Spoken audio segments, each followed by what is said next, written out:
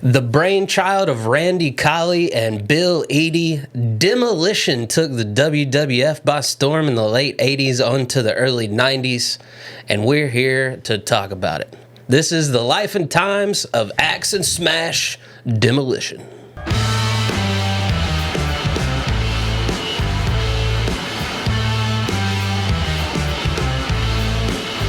This was way before your time. Way before. You're gonna have to fill me in completely. Yeah, I will take you on a journey, sir. Yeah. But this was it was another tag team in the 90s that I just loved. I loved the tag. I loved the Natural Disasters. I loved it. This is back when teams were teams. You know, you had. I mean, obviously this was a blatant Legion of Doom ripoff, and that's okay. Because in a weird way, we'll get back to how Legion of Doom circles back into being in their story. So Randy Colley, Bill Eadie, 1987 WWF. Eadie had quite the career before joining forces with Colley. Made a name for himself, ironically, as the Masked Superstar. He was the storyline shtick was he was an Olympic champion. They kept it vague. He was an Olympic champion, and he would challenge opponents for $10,000 if they could break his Cobra Clutch. And sometimes it would be his corkscrew neck breaker, you know, whatever he was feeling that day. He had great bouts with the likes of Paul Jones, Blackjack Mulligan, Wahoo McDaniel, Stan Hansen, and Dick Murdoch. Him and Blackjack had a stretch of 1 hour cage matches, unheard of at this point. And then they upped it up a notch and had a series of 12 hour-and-a-half cage matches. Completely unheard of. Hadn't been done since. He was one of the first wrestlers to body slam Andre the Giant. He casually just won 4 Georgia heavyweight titles in the NWA territories as the Masked Superstar. Can you imagine a gimmick like that trying to get over right now? He wore a mask and he was the Masked Superstar. And he's winning championships out here. Him and Big John Studd, Big John Studd was a big dude. He would put on a mask and be Masked Superstar 2. They won the NWA tag titles as, you'll never guess it, the Masked Superstars. He would become a double champ, beating Blackjack Mulligan for the NWA TV title. So my man out here with 2 belts. Early in the 80s, he had a run with WWE. Of course, this is still territory time, so WWE loved his heel work in the NWA territory, so they brought him in as the Masked Superstar in the 80s, worked with Bob Backlund, Hulk Hogan, Sergeant Slaughter, Jimmy Snuka.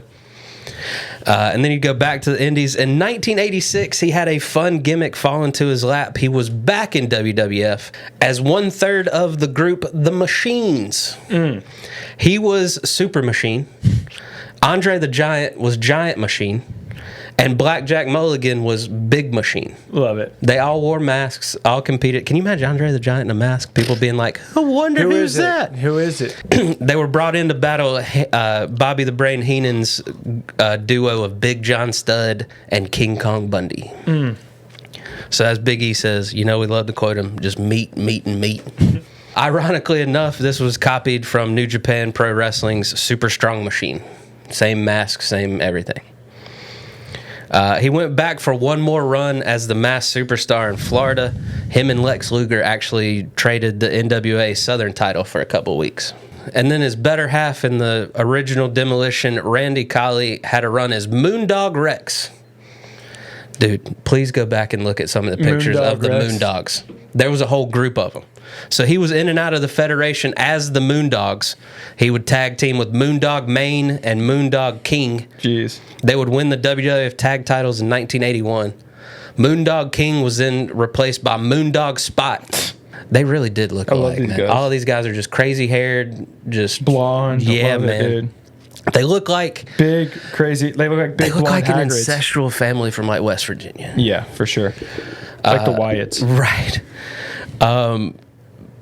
They would have a second run with WWF in the mid-'80s, but they would eventually split and become enhancement talent. He came back in '86 as the Moondogs with Moondog Spot, but they were just a jobber team. They lost to everybody. So then Colley and Eddie came together to create Demolition. They debuted January 4th, 1987. They defeated the Islanders in their first match, which was Haku, the Tonga's papa, and Sam Fatu, which is Jacob's dad. So that was the Islanders.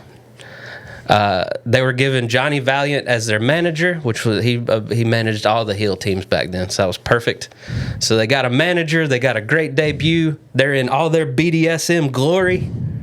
That same night they debuted, they were also in a battle royal, so they pulled double duty, like really showing their worth. They modeled their face paint after the rock band Kiss. They modeled their gear after Lord Humongous from Mad Max, which is funny because Psycho Sid had a run as Lord Humongous too, where he wore similar stuff.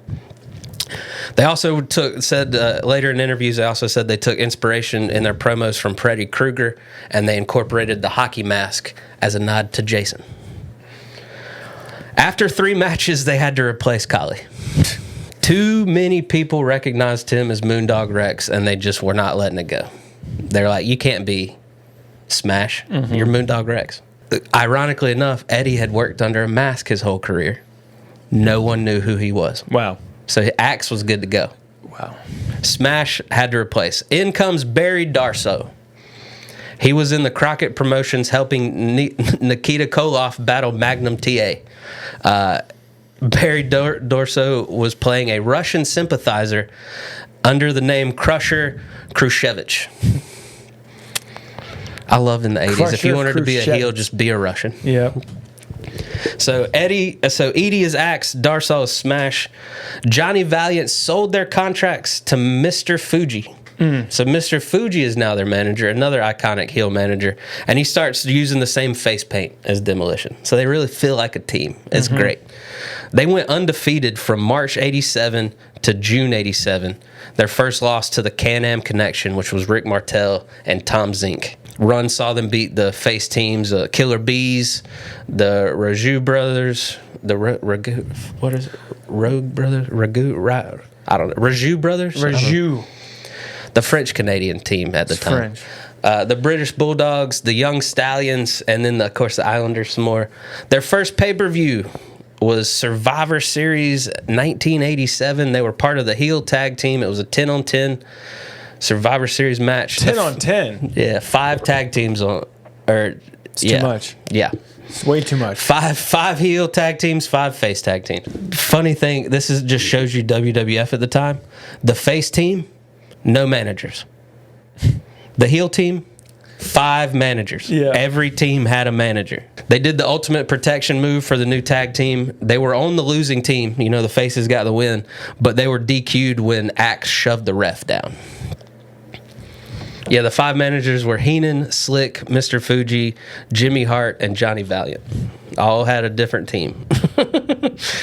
Demolition would win their first WWF Tag Team Championship at WrestleMania 4 in 1988, defeating the champions Strikeforce, which was pre-Matador Tito Santana and pre-model Rick Martel. They came in from the AWA as Strikeforce and continued teaming together until, the 90s when everyone had to have a job.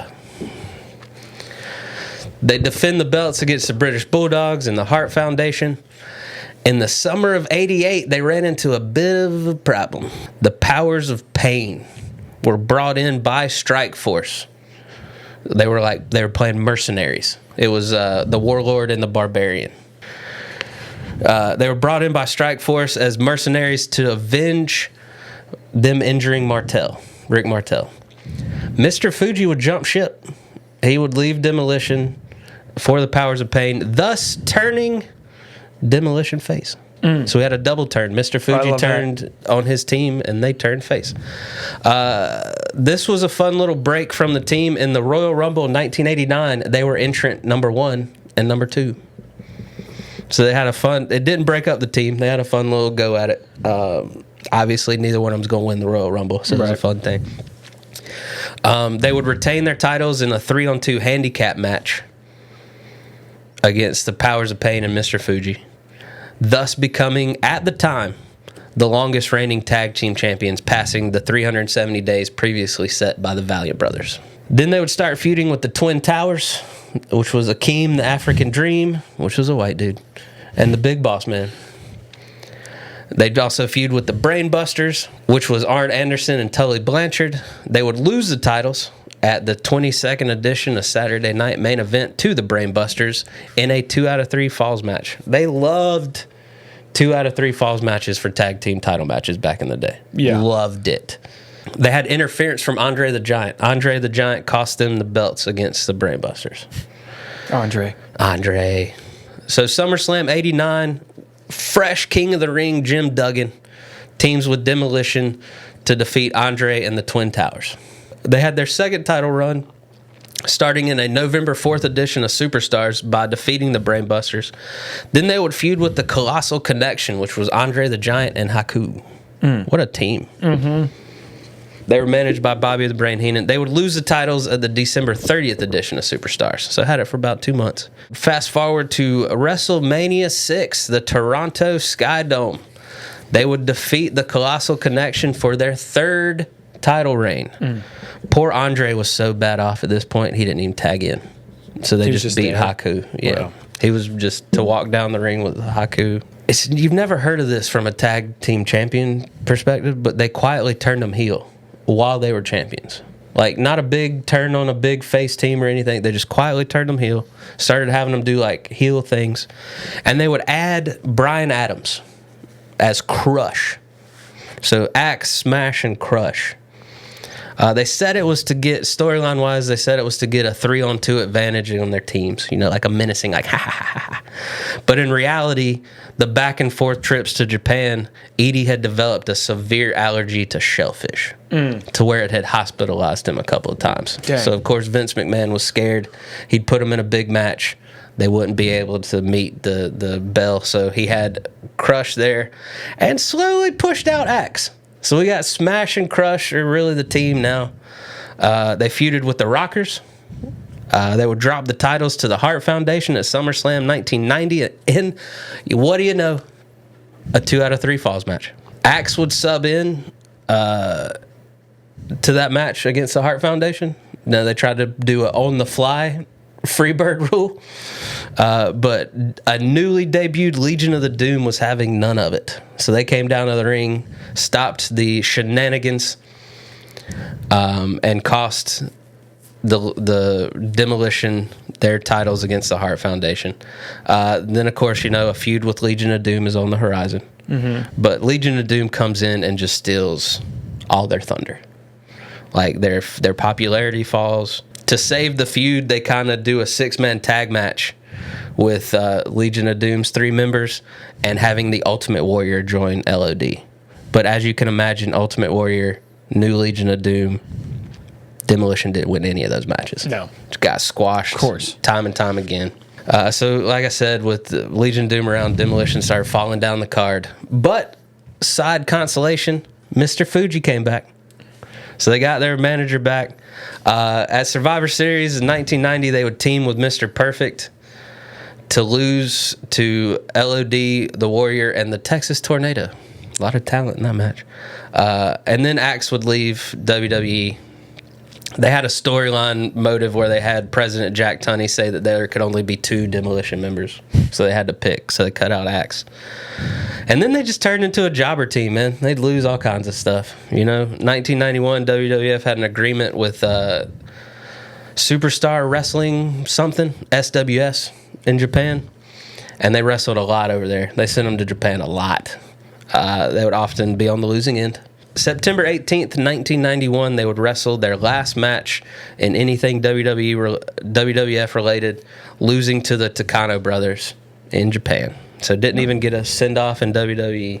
You know, that's Darso would be going to become the Repo Man. Wow. That was his gimmick in the 90s. You know, Crush would go on to be this lovable Hawaiian guy. Axe never came back. In a weird twist, Crush would actually beat Repo Man in SummerSlam 1992. Thus officially ending anything here. Khali would use the Demolition character on the Indies when he got booted from the group. He would be the Detroit Demolition. That was his name. But he would go back to Moondog Rex when he got signed to WCW in 89. So even he still couldn't even pull it off. They're like, no, you're Moondog Rex, but Edie would try to sue WWF for the Demolition gimmick in the 90s, and he would lose. Then Demolition, accepting defeat, Demolition signed a merch deal with WWF so at least their toys could be sold in Toys R Us when the action figures were massive in the 90s, as you can see. Yeah. And then, unfortunately, Bryan Adams passed away in 07. That would get the group back together, though. Axe and Smash would start getting back together at meet and greets and, Legends of Wrestling type things. And they would actually wrestle together on the indies. They had a little run with Chikara. This is when they won a lot of their tag titles, Kali, unfortunately, would pass in 2019. And then, Axe and Smash got the news this year they were going to be in the 2026 Hall of Fame. Darsaw was just a company guy, man. He played whatever gimmick, whatever place he was at told him to. The Repo Man was hilarious to me as a kid. But, just to see Demolition, they 3-time WWF Tag Team Champion, that's a Hall of Fame worthy right there, 4th longest reign to this date behind New Day, Gallus, and NXT, and the Usos. Wow. They also, this is when they went on a run. They won the Great Lakes Tag Team Champions. They won the United States Extreme Wrestling Tag Team Champions. They had a Legends of Pro Wrestling 2008 Hall of Fame induction. And as far as PWI is concerned, they are ranked the number 59th tag team of all time. Wow. So that is the life and times of Axe and Smash and eventually Crush, the team we would know as Demolition. I loved Demolition in the 90s, man. I mean, obviously, I loved them because I wanted the Rockers to beat them every chance they got. I was a Rockers, Bushwhackers kind of guy, Like, I never liked the Hart Foundation. Something about Jim the Anvil Neidhart I never really cared for. He never clicked with me. But Demolition, but obviously, I was a kid. When Legion of Doom came around, I did not care 2 cents about Demolition. So it worked when Legion of Doom wasn't around. Didn't really work when we got the first copy in our face to compare the two. So that's Demolition. Thank you for filling me in, my guy. Of course, man. Hit the subscribe button. Check all the great content from us, the Spandex StandUps. And we'll see you next time.